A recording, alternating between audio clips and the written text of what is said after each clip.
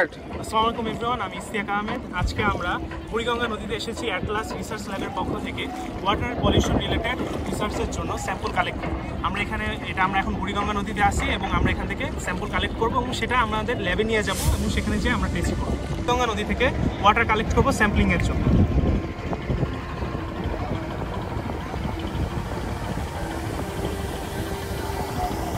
আমরা water collect করছি এবং এটা আমরা পরে ল্যাবে নিয়ে যাই টেস্ট করবো। এটাই আমাদের স্যাম্পল।